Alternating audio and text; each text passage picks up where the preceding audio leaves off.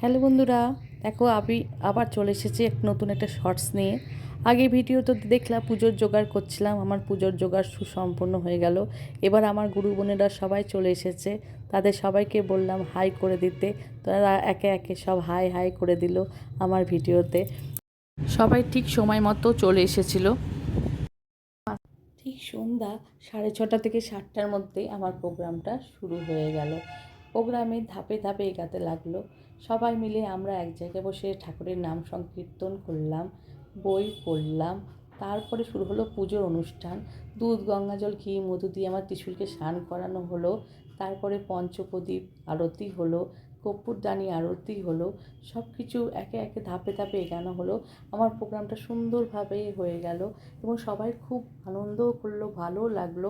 কোথাও যেন আমার মনের ক্লান্তি টান্তি সব দূর হয়ে গেল। আমার ত্রিশূলটাকে খুব সুন্দর করে সাজানো হয়েছিল এবং তারপর গুরু বোনদের মধ্যে প্রসাদ বিতরণ করে দেওয়া হলো। বাই।